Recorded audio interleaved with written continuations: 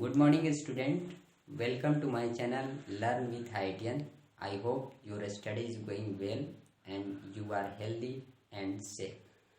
So today is our third lecture of Mathematics JEE Main and JEE Advanced crash course.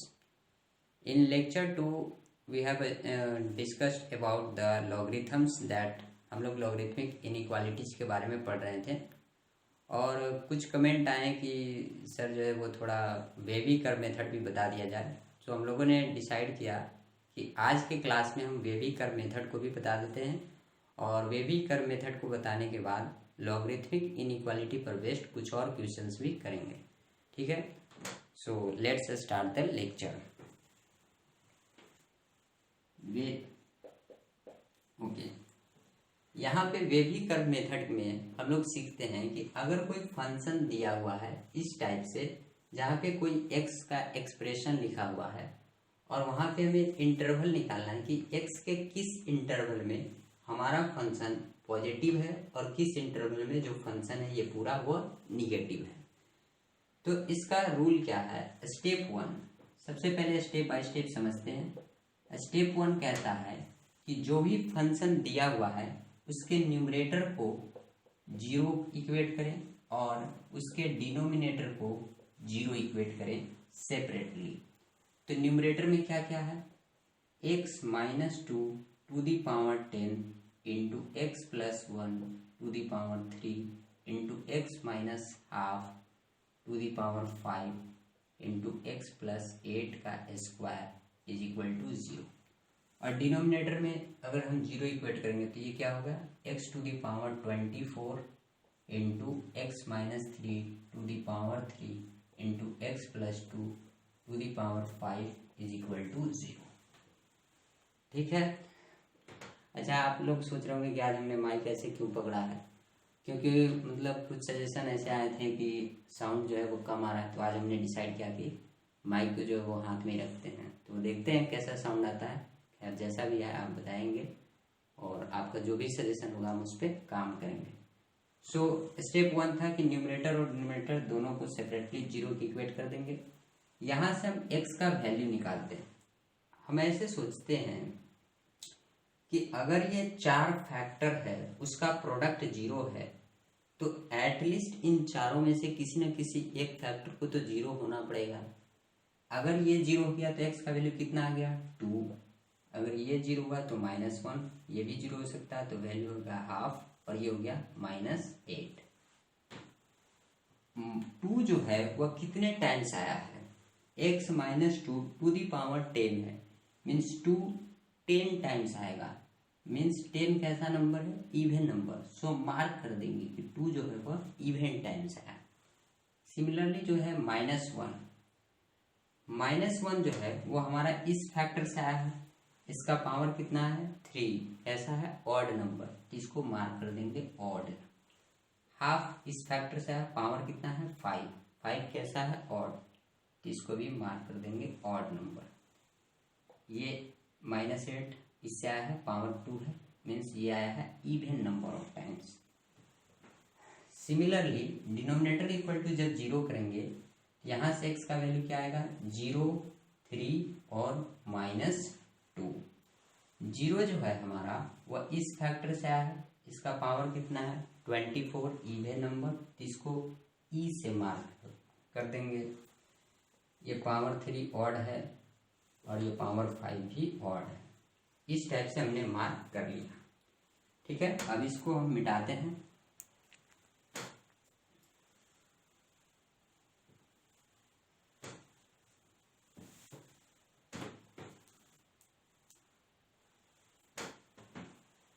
Step 2 है हमारा कि जो भी x का वैल्यू आया उसको नंबर लाइन पे प्लॉट करते हैं। सो ये हमारा नंबर लाइन है, इस पे प्लॉट करते हैं। नंबर लाइन में जो सबसे राइट में होता है वो +∞ और सबसे लेफ्ट में -∞। बीच में मान लीजिए कहीं पे हो गया 0। तो जो नंबर जितना ज़्यादा पॉजिटिव होगा वह उतना ही राइट में होगा और जो नंबर जितना ज़्यादा निगेटिव होगा वो उतना ही लेफ्ट में होगा। सो अगर इसको हम प्लॉट करें तो सबसे बड़ा नंबर यहाँ पे जो दिख रहा है वो है 3। तो लेट से यहाँ पे है 3, फिर क्या आ गया 2, यहाँ पे कहीं 2 मानते हैं, फिर आया हाफ, ये कहीं हो गया हाफ, इसके बाद -1, फिर है -2, -8, 1 2 3 4 5 6 7, 1 2 3 4 5 6 7। एक्स के हमने सारे वैल्यू को प्लॉट कर लिया। इसके बाद हम लोग मार्क करेंगे कि 2 जो है वह इवन नंबर ऑफ टाइम्स आया है, तो 2 कहाँ पे, यहाँ है, इस पे even number of times. -1 odd number of times आया है, हाफ जो है वो ऑड नंबर ऑफ टाइम्स आया है, -8 जो है वह इवन नंबर ऑफ टाइम्स आया है, 0 जो है वह इवन नंबर ऑफ टाइम्स आया है, 3 जो है वह ऑड नंबर ऑफ टाइम्स आया है, और -2 जो है वह ऑड नंबर ऑफ टाइम्स आया है। ठीक है। अब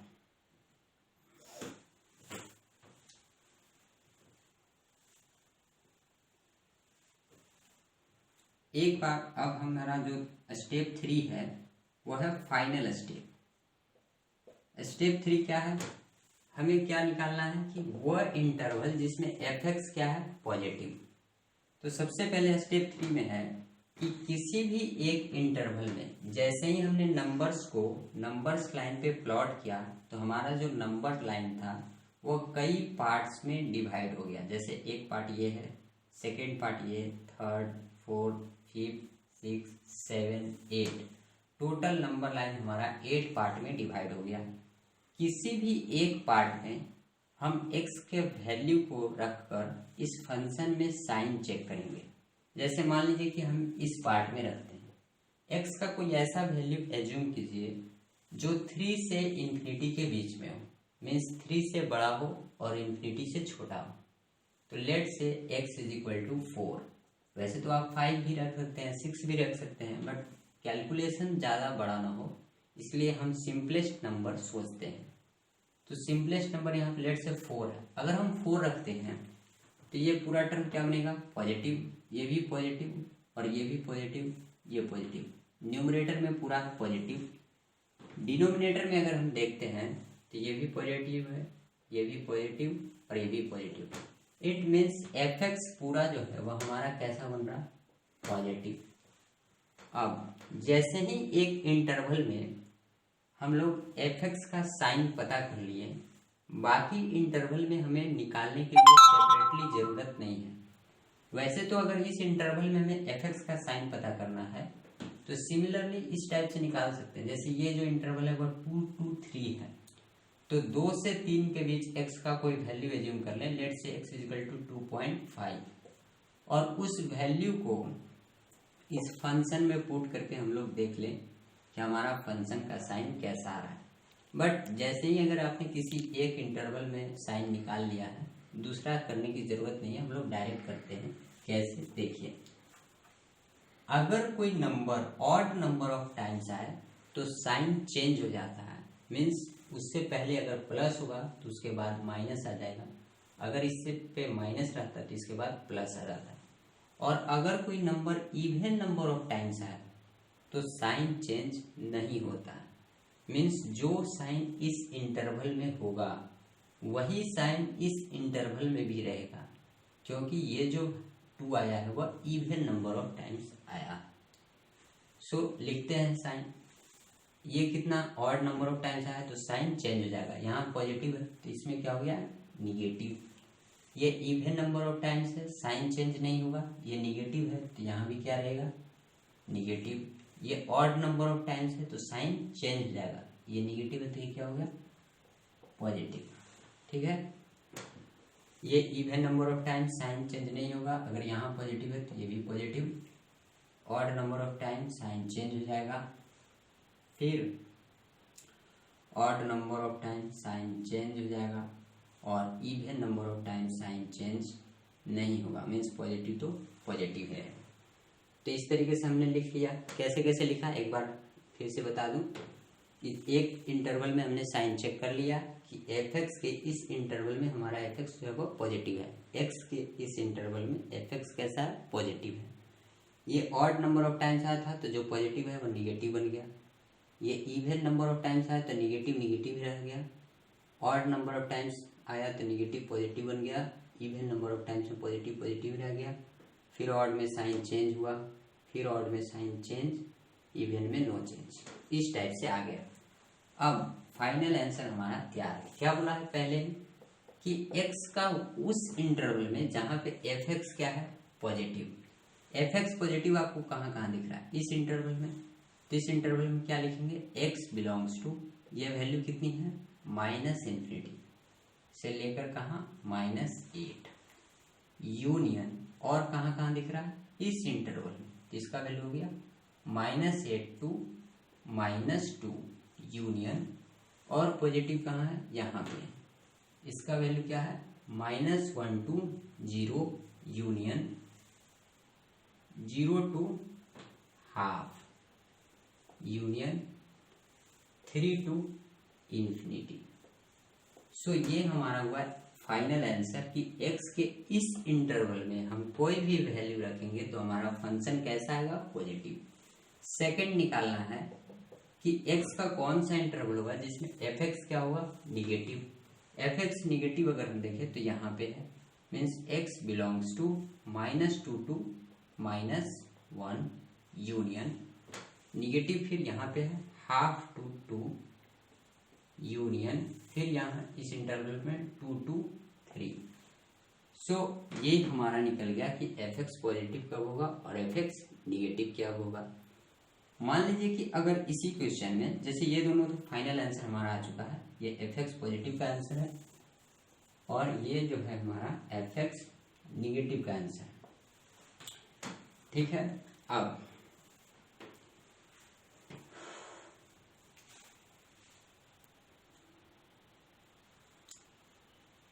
मान इक्वालिटी कहीं पे यूज करना पड़े, जैसे यहाँ पे कहीं भी इक्वालिटी यूज नहीं किया था, लेट से कि सेम क्वेश्चन में अगर हमें पूछे कि find the interval of x in which fx is greater than equal to 0 and fx is less than equal to 0, अगर ऐसा आ जाए तब क्या लिखेंगे देखिए।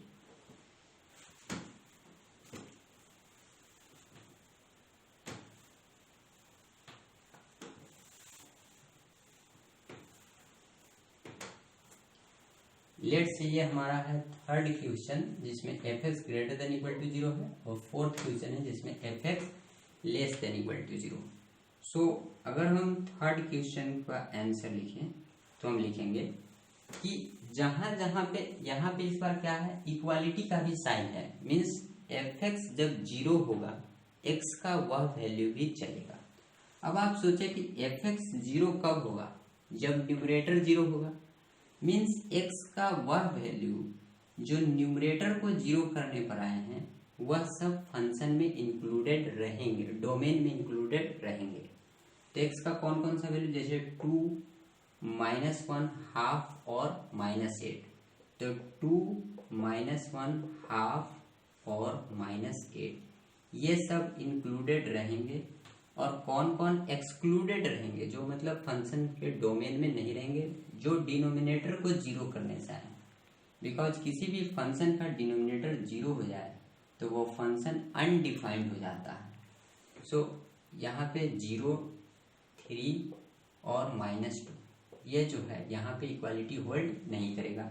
अब इसी आंसर है जैसे fx ग्रेटर देन 0 का ये आंसर आया था, हमें fx greater than equal to 0 का चाहिए, तो लिखेंगे x बिलोंग्स टू इन्फिनिटी और -∞ पे हमेशा ओपन ब्रैकेट देते हैं, इसको बोलते हैं, जैसे दो तरह के ब्रैकेट इक्वालिटी में यूज होता है, एक ओपन ब्रैकेट और एक क्लोज ब्रैकेट।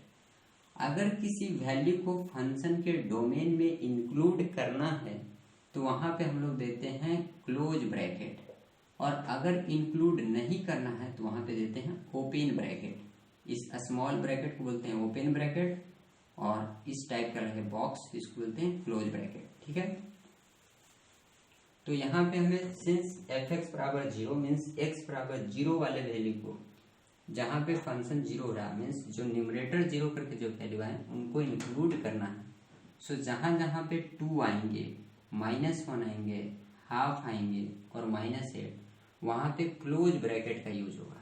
सो -8 कहाँ पे आ रहा है, न्यूमरेटर 0 करने, इसको लिखेंगे क्लोज ब्रैकेट। यूनियन -8 कहाँ से आया है, न्यूमरेटर 0 से, तो यहाँ भी क्लोज ब्रैकेट। -2 किससे आया, डिनोमिनेटर 0 से, और डिनोमिनेटर कभी भी 0 नहीं हो सकता फंक्शन का, तो यहाँ पे हमेशा ओपन ब्रैकेट, यूनियन -1 यहाँ से आया है, क्लोज ब्रैकेट, 0 पे ओपन, यूनियन 0 पे ओपन, हाफ जो है वो न्यूमरेटर से आया है, तो हाफ पे क्लोज, यूनियन 3 जो है हमारा वो डिनोमिनेटर से आया है, तो 3 पे ओपन, और इन्फिनिटी -इन्फिनिटी पे ऑलवेज ओपन। देयरफॉर x का ये वैल्यू आ गया जिसके लिए fx क्या होगा, greater than equal to 0। Similarly अगर हम फोर्थ का लिखें कि x का कौन सा वैल्यू है जिसके लिए fx जो है हमारा वो लेस देन इक्वल टू 0 है, तो fx लेस देन 0 का ये आया है, यहाँ पे वो पॉइंट जो न्यूमरेटर 0 से हैं उन पे क्लोज ब्रैकेट, और जो डिनोमिनेटर 0 करने से आए उन पे ओपन ब्रैकेट। जैसे -2 डिनोमिनेटर से आया तो इस पे ओपन ब्रैकेट, -1 यहाँ से आया है तो इस पे क्लोज ब्रैकेट, हाफ जो है हमारा उस पे क्लोज ब्रैकेट, 2 जो है वो न्यूमरेटर को 0 करने से तो 2 पे भी क्लोज ब्रैकेट, यूनियन 2 to 3, 2 जो है वह इस पे भी क्लोज ब्रैकेट, और 3 जो है हमारा वो डिनोमिनेटर से तो इस पे ओपन ब्रैकेट। सो ये हमारा आंसर हो गया फोर्थ का, जब fx less than equal to 0 होगा, और ये आंसर है जब fx greater than equal to 0 है। ये आंसर था जब fx ओनली ग्रेटर देन 0 था, और ये आंसर है जब fx ओनली लेस देन 0 था। तो वीडियो को पॉज करके नोट कर लीजिए। सो फ्रेंड्स, ये था हमारा वेवी कर्व मेथड, जिससे हम लोगों ने सीखा कि किस टाइप से हम लोग जो है वह किसी इनइक्वालिटी को कैसे सॉल्व करते हैं। तो आई होप कि लेक्चर आपको अच्छा लगा होगा, और क्लास को, आज का क्लास हम लोग यहीं पर एंड करते हैं। अगर आपको हमारा लेक्चर पसंद आए तो चैनल को सब्सक्राइब कीजिए, पहली बार आए हैं तो। वीडियो पसंद आए तो लाइक करें, और फ्रेंड्स में भी शेयर करें, सो दैट जो भी फ्रेंड्स जेई मेन या जेई एडवांस की तैयारी कर रहे हैं, या किसी और भी इंजीनियरिंग कॉलेज की तैयारी कर रहे हैं, सो दैट उनको बेनिफिट हो, और उनका जो भी ड्रीम हो, आईआईटी एनआईटी का जो सपना है वो पूरा हो। सो वीडियो को यहीं पे एंड करते हैं। Thank you, bye, have a nice day.